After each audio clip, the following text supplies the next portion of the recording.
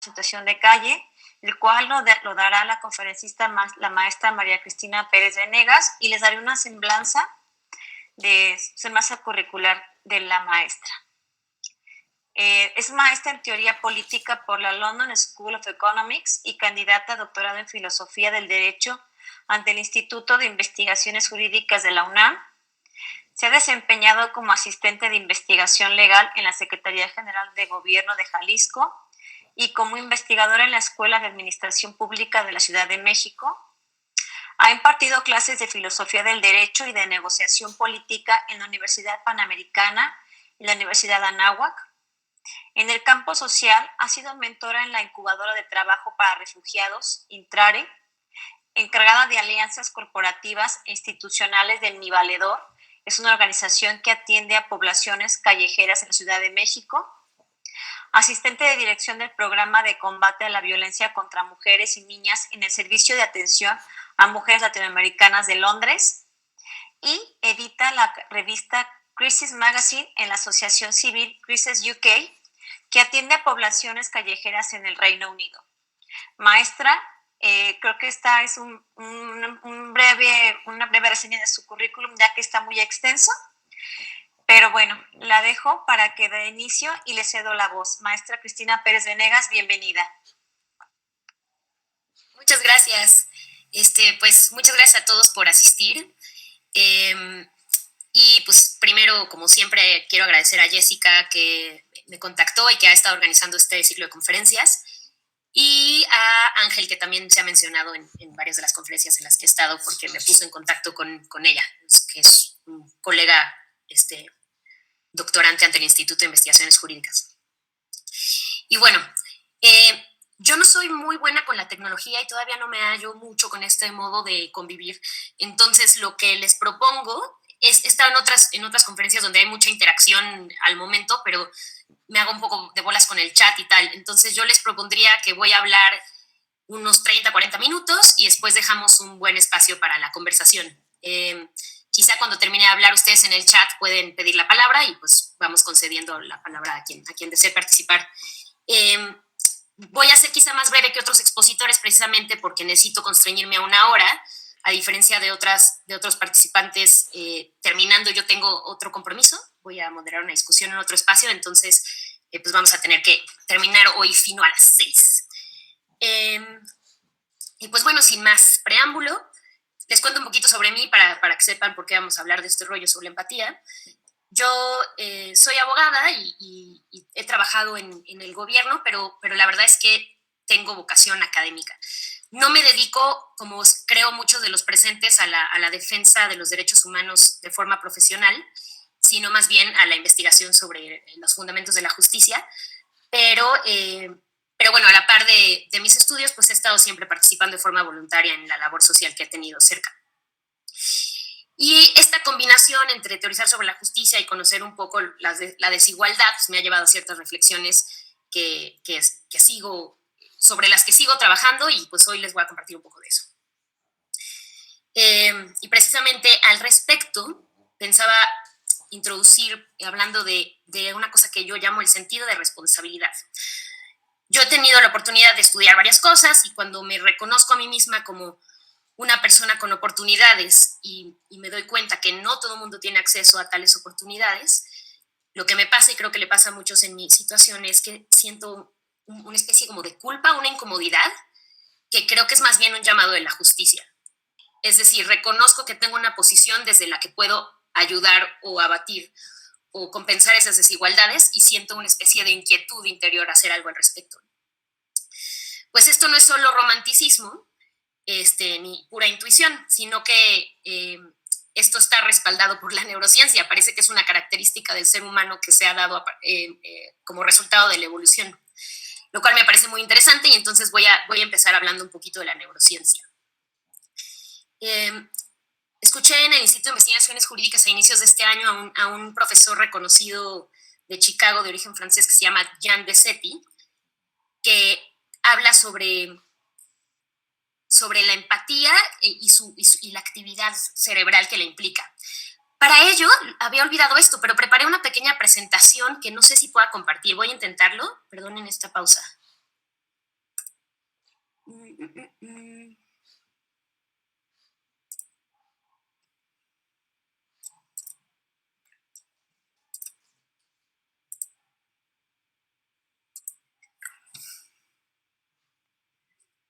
Fíjense que ya, sí lo logré.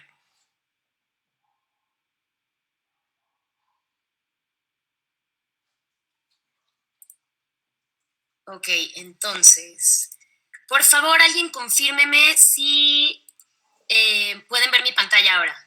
Sí se ve, maestra. Sí, okay, se puede ver. Sí se ve, maestra. Entonces estoy muy orgullosa y feliz. Qué bueno. Muchas gracias.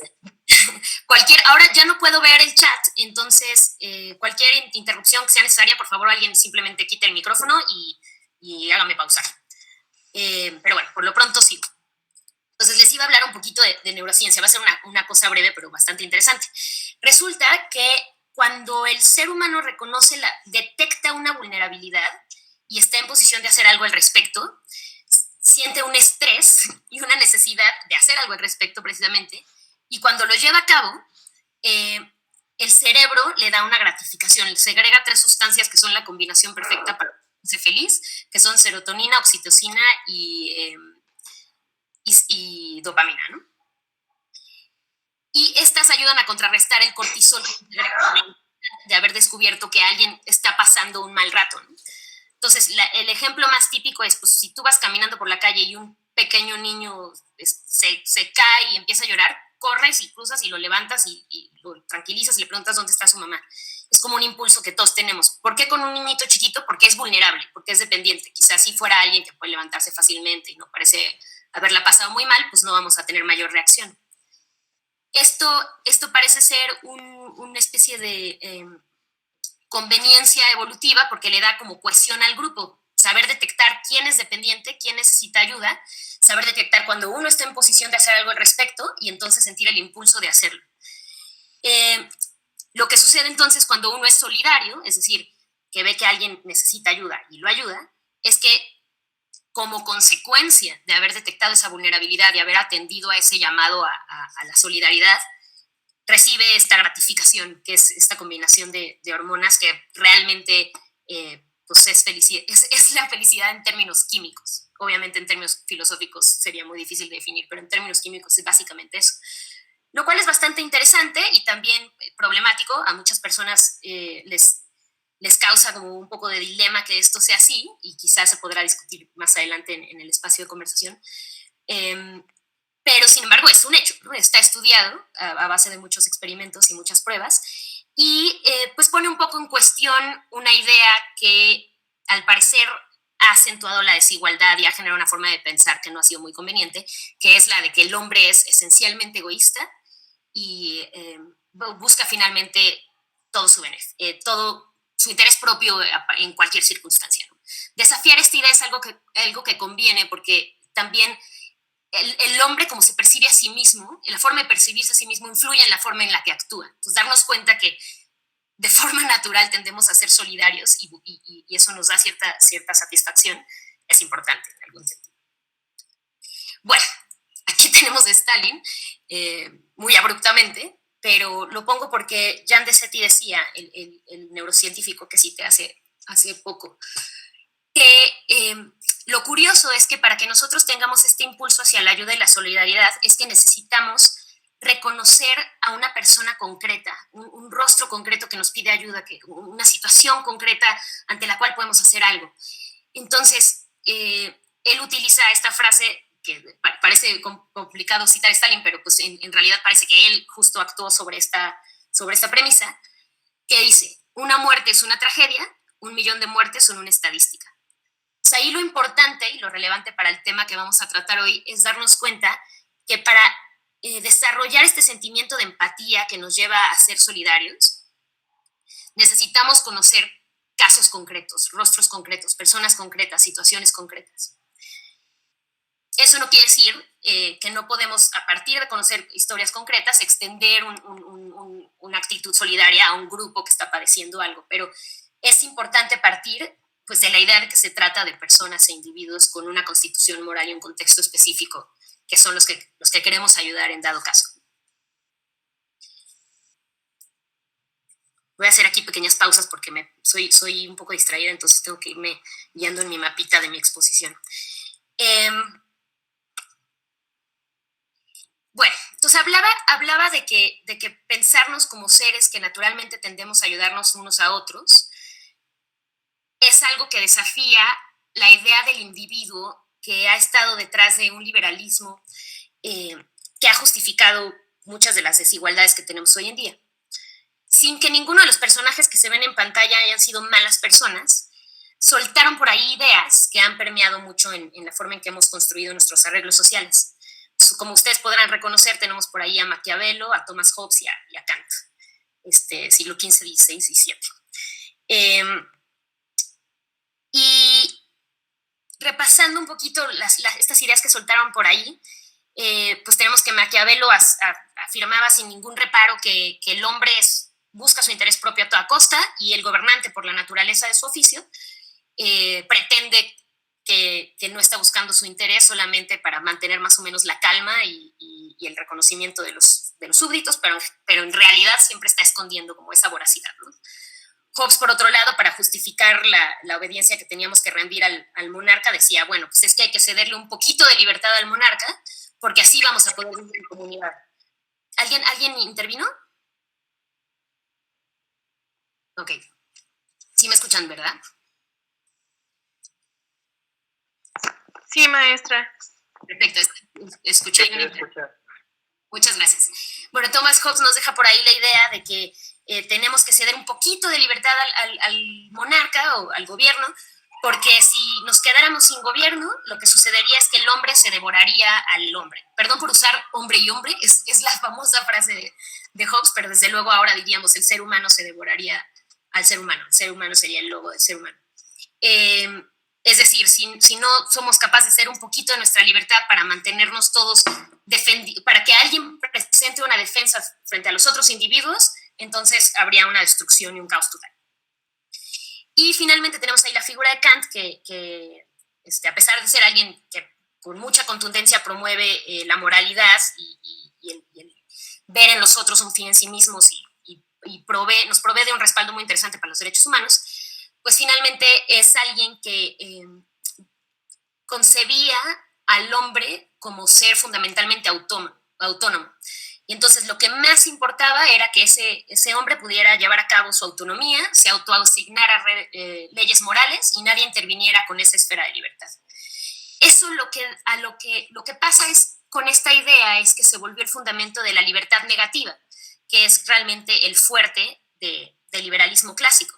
Es decir, vamos a partir de una regla básica que es yo no te hago daño a ti, tú no me haces daño a mí, entonces yo puedo hacer lo que yo quiera, o sea, independientemente de lo que sea, siempre y cuando no haga daño evidente y directo a otro. Y eso, lo que termina sucediendo con una ideología que se basa en este tipo de ideas del hombre autointeresado, independiente, autónomo, desentendido de la sociedad, es que se justifican pues ciertos privilegios, cierta desigualdad, la libertad de mercado. Y como es una libertad insustancial y vacía, lo que sucede es que hay cierta indiferencia ante lo que los demás hacen, no nos preocupamos por el contexto ni por qué se toman ciertas decisiones. Y entonces si alguien quiere trabajar 15 horas por 12 pesos, pues él quiere. Si alguien quiere quitarse la vida, pues él quiere. Si alguien quiere vender su cuerpo en condiciones muy precarias, pues él quiere. Y dejamos de preocuparnos realmente por lo que tenemos en común, por nuestra interdependencia, por el contexto, por nuestra historia y por realmente por los fines humanos que deberíamos propiciar para todos. Siempre calculo menos tiempo y luego empiezo a hacer un poco rollera y se me va, entonces voy a acelerar un poquito. Bueno, entre las respuestas que se han dado, que ha habido múltiples en la filosofía política, a esta idea de la libertad negativa y del individualismo, hay una que a mí me parece particularmente interesante, que tiene mucho que ver con la empatía, a lo que pronto llegaremos, para los que sientan que no saben a dónde voy, que se llama ética del cuidado. Y para entenderla les voy a contar un poquito cómo se origina. En los años 80, en el campo de la psicología, hay un debate bastante interesante entre Lawrence Kohlberg y Carol Gilligan en Estados Unidos, que son dos psicólogos reconocidos. Lawrence Kohlberg lo que estaba haciendo era estudiar a base de hacer ciertos ejercicios a niños, jóvenes y adultos, tratar de definir cuáles eran las etapas de desarrollo moral por las que pasa el ser humano como en términos generales, ¿no? Y entonces lo que él descubre, también en términos de una moralidad muy kantiana, es que hay 6 etapas que a grandes rasgos se pueden describir en 3 niveles, que son los que pueden ver ahí en la pantalla. Primero, para los niños más chicos, digamos hasta los 8 o 9 años, está la etapa preconvencional, donde lo que buscan es su propia satisfacción. Entonces, si hacen algo que lleva una consecuencia negativa, pues tratan de evitarlo, no quieren el castigo. Si hacen algo que conlleva cierto reconocimiento o un premio, lo van a hacer porque quieren el premio, pero están pensando únicamente en ellos mismos. Conforme van creciendo, pasan a la etapa convencional. La etapa convencional es aquella donde reconocen que los otros tienen expectativas y que hay ciertas normas de convivencia. Entonces empiezan a aceptar esas normas de convivencia y a reconocer las expectativas que los otros tienen de ellos y entonces actúan en consecuencia. Es decir, ya no solo piensan en sí mismos, sino también en llevar una armonía social y respetar las normas. Eso va madurando a través del tiempo hasta que esta persona empieza a razonar y a formular sus propios principios. Entonces ya no solo basta cumplir con las normas sociales o con la ley, sino que se cuestiona si esas normas o esa ley tiene compatibilidad con los principios que él ha alcanzado por medio de la razón. Y estaría entonces en la etapa postconvencional. Resulta que de acuerdo a las pruebas que hizo Kohlberg, concluyó que no todas las personas llegan a la etapa postconvencional, es decir, no lograban ser seres totalmente autónomos, que se daban principios a sí mismos y actuaban en función de esos principios, sino que se quedaban cumpliendo normas sociales y leyes como una forma de convivencia. Y resulta que dentro de los sujetos que él estudia se da cuenta que hay una tendencia de las niñas, de las mujeres, a no pasar a la etapa del contrato social. Entonces, en la etapa convencional hay una transición ahí entre que reconoces que los otros tienen expectativas y empiezas a actuar en función de la satisfacción de esas expectativas, a las normas totalmente abstractas y comienzas a actuar en función de esas normas abstractas. En los experimentos de Kohlberg, la mayoría de las mujeres no pasaban ese puentecito. Y entonces él, con mucha facilidad, concluye que pues, los hombres llegan más lejos en el desarrollo moral y las mujeres no, y que no pasa nada porque las mujeres, por su posición y su rol social, pues no tienen que realmente pensar en términos abstractos y universales, porque pues ellas se dedican a las relaciones de familia, entonces está muy bien que cuiden a los dependientes y cumplan sus expectativas. En ese entonces, Carol Gilligan era una especie de asistente, le estaba ayudando en estos experimentos y ella dice, a ver, espera, por un lado, esto puede ser un resultado sesgado, pero por otro, se da cuenta que estaba midiendo las etapas de desarrollo moral en función de cómo razonaban los niños y después medía con esa vara a las niñas. Aquí esto también va a causar polémica porque, en fin, por una acotación sobre biología que voy a hacer más adelante. Pero entonces Gilligan dice, pues yo creo que estás perdiendo de vista que puede haber otra forma de razonar moralmente. Para entender esto les voy a contar uno de los casos que les ponían a los sujetos de estudio porque es bastante ilustrativo. Es muy raro no poder verlo, si no sé, espero que me estén siguiendo, pero de verdad si alguien tiene una duda urgente por ahí, de verdad interrúmpame. Por lo pronto sigo. A estos jóvenes les ponían una serie de dilemas morales. Uno de ellos se llama el caso de Heinz, como se escribe ahí en la imagen que se ve, ¿no? La situación es que la esposa de Heinz tiene un cáncer terrible que solamente puede ser curado por un medicamento específico, pero la farmacéutica que tiene los derechos pues lo vende 10 veces más caro de lo que le cuesta producirlo porque sabe que pues, es muy codiciado. Heinz no tiene dinero para comprar la medicina y pues no sabe qué hacer, ¿no? Sin abundar mucho más en detalles, la pregunta a resolver, el dilema moral a resolver es pues, ¿qué debe hacer Heinz? ¿Quebrantar la ley y robar el medicamento o respetar la ley y pues, aceptar el destino? Y entonces la mayoría de los niños que ya empezaban a terminar la etapa convencional y se asomaban un poco a la postconvencional, pues, formulaban principios, decían no, hay que respetar la ley porque si si hacemos excepciones, nadie va a respetar la ley y va a ser un caos. O bien decían, no, la vida siempre está por encima de cualquier convención, por lo tanto, debe salvar la vida de su esposa a pesar de lo que formalmente digan las normas. Y no importaba si decidían una cosa o la otra, lo que importaba era que estaban razonando en función de principios. Entonces le presentaban el caso, ellos volteaban para arriba, agarraban un principio que se pudiera aplicar y lo aplicaban. Y las niñas en este caso específico de estudio se trababan un poco más, como que decían, no, pero pues espera, que pida prestado o que hable con sus familiares y alguien le haga un intercambio a la farmacéutica por alguna otra cosa, o debe haber una alternativa, o que le pregunte a su esposa si realmente se siente muy mal, que pidan una segunda opinión. Y entonces quienes hacían la prueba decían, no, a ver, resuélvelo y ya, o sea, ¿qué son estos matices y estos recovecos y esta búsqueda de complicaciones? Y entonces Carol Gilligan, en función de este tipo de anotaciones que encuentra, dice, te estás perdiendo de otra forma de razonar, que no necesariamente es nada más voltear, tomar un principio y aplicarlo al caso concreto, sino que es una forma de razonar que está buscando que la solución brote del caso en sí mismo. Entonces ellas necesitan muchos más datos. ¿Quién es la persona que está en juego? ¿Cuáles son sus circunstancias? ¿Cuál es su historia? ¿Cuáles son sus alternativas? Y entonces dice, en cambio voy a proponer una forma de razonar moralmente que se enfoque mucho más en lo particular. Y entonces escribe un libro que se llama In a Different Voice.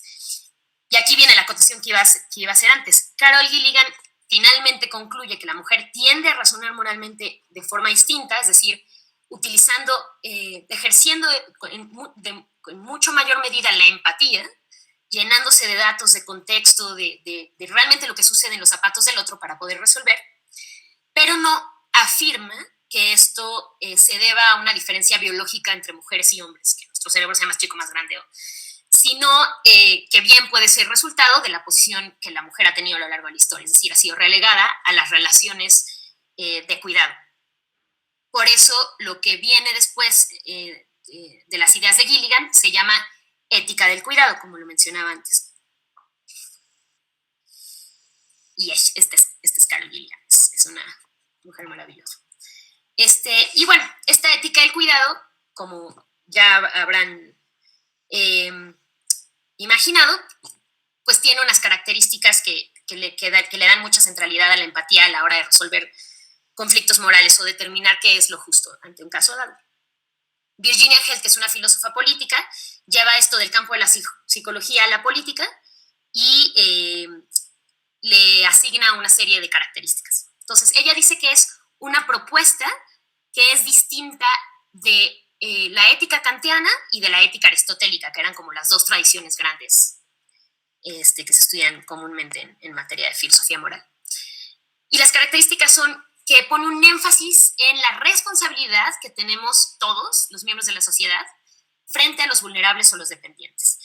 ¿Por qué? Porque realmente es una ilusión pensar que todos somos átomos de autonomía, autointeresados, independientes, que no tenemos nada que ver con lo social y lo único que queremos es que los demás nos dejen en paz, sino que pues, realmente todos nos desarrollamos creciendo en un contexto donde necesariamente fuimos vulnerables, fuimos niños, fuimos dependientes, y lo vamos a hacer a lo largo de nuestra vida en muchos otros aspectos.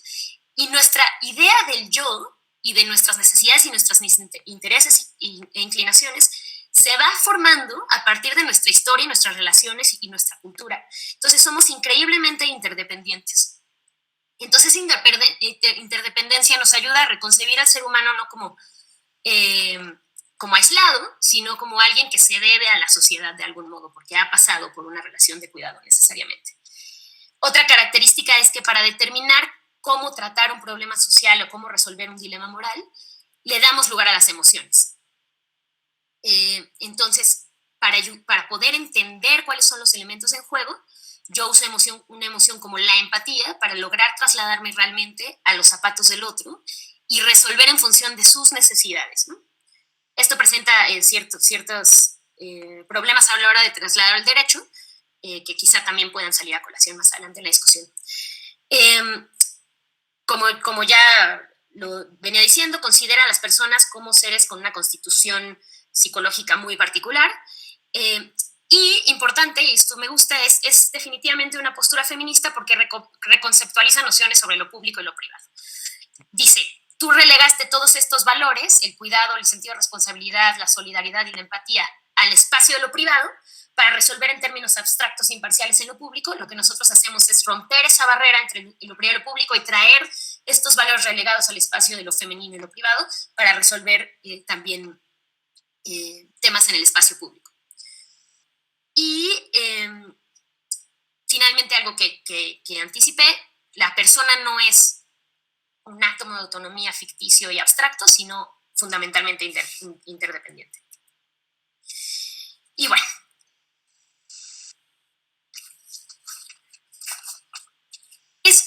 ¿qué propongo yo con hacer énfasis en la empatía? No propongo yo, ¿qué proponen las personas que están estudiando esta emoción y su aplicación en el espacio público? Que el saber escuchar, la disposición de escuchar historias, de entender realmente qué está pasando con el otro, dejar de concebirlo como un otro, sino como alguien que merece igual respeto y consideración que yo, implica este ejercicio de escucha, implica romper prejuicios. ¿Y por qué es importante? Porque los prejuicios han dado pie a las injusticias más devastadoras y más inauditas de las que conocemos en nuestra historia. Pongo aquí dos carteles de propaganda de la Alemania de los 40. Una es una película que se llamaba El judío errante y la otra es un póster que dice El judío detrás de los enemigos, ¿no? Y están ahí los aliados. Cuando yo concibo al otro como alguien raro y negativo y no me doy tiempo de escuchar, de comprender, pues lo que siento es miedo y me quiero proteger. Y es este miedo que siente el ser humano frente al ser humano, del que hablaba Hobbes, y solo que necesito que se justifica que el gobierno haga lo que sea con tal de mantenerme protegido, ¿no? Y es de las consecuencias del prejuicio y la lejanía que tenemos frente al otro, pues hay un montón de ejemplos en la historia que han generado consecuencias terribles. Otra de ellas es la muy conocida en el genocidio de Ruanda, que se repetía constantemente en la radio que los tutsis eran cucarachas, eran cucarachas, eran cucarachas. Entonces los deslindábamos de lo común que tenían con nosotros y de su humanidad y su dignidad.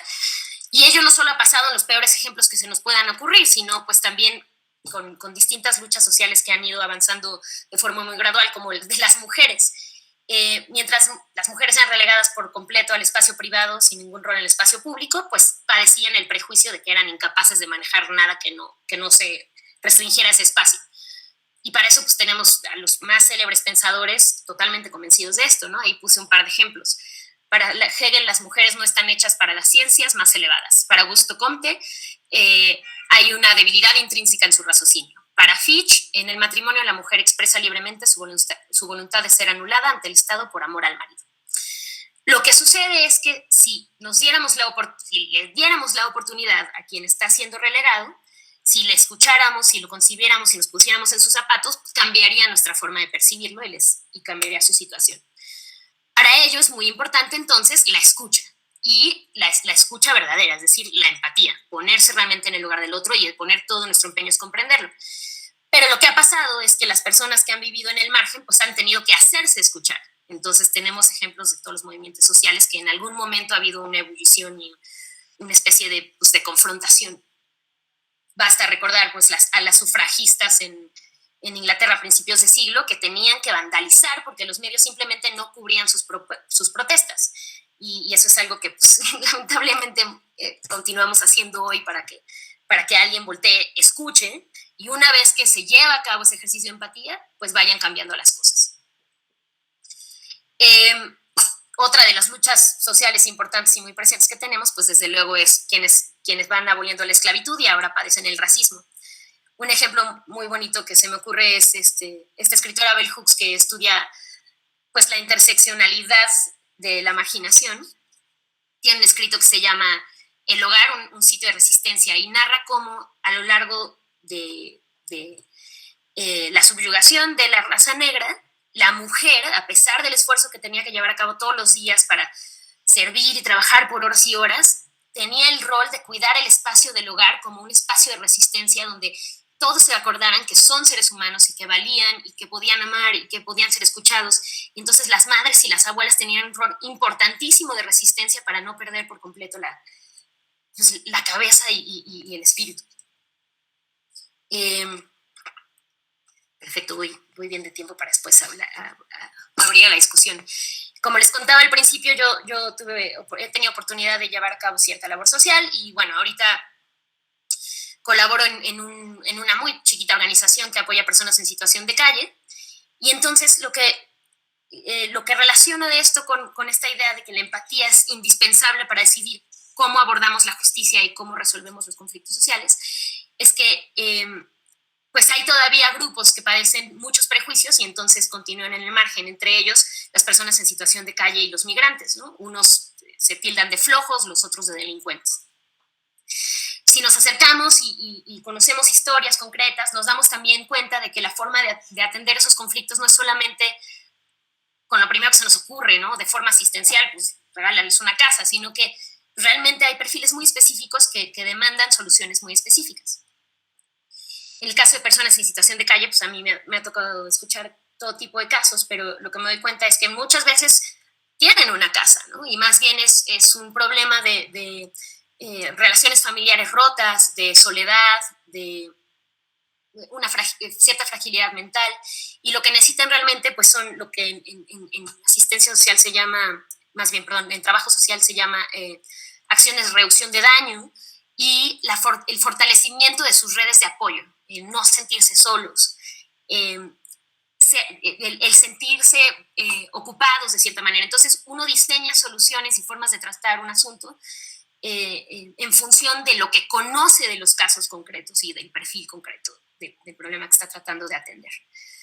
Por otro lado, también colaboro con otra muy pequeñita empresa social que se llama Intrare, Incubadora de Trabajo para Refugiados, que lo que hizo fue pues, darse cuenta que muchas veces el perfil del migrante de Centroamérica que no logra llegar a Estados Unidos queda varado en México porque regresar no es opción por la violencia o por el estigma o por la persecución, pero aquí no se dan oportunidades, hay prejuicios, padece una serie de desgracias que lo dejan en la ruina incluso económica a lo largo del camino, y si no tenemos un programa de integración que les facilite aprovechar sus aptitudes para obtener un empleo, pues simplemente los marginamos a las calles o a la delincuencia, en muchos casos.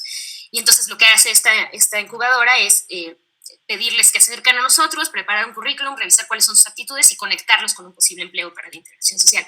Entonces parece que diseñar soluciones en función de la realidad concreta que estamos atendiendo, después de un ejercicio real de escucha y de empatía, puede ser mucho, mucho más eficaz que simplemente pues, marginar a quien vemos diferente en base a prejuicios. Y para ello, Jan Ceti y muchos otros neurólogos y filósofos políticos están de acuerdo que es importante promover este tipo de ser humano que esté dispuesto a escuchar y promoverlo a nivel institucional y a nivel de política. Y ello pues, se logra, entre otras cosas, a base también de promover, desde luego, la literatura y las artes.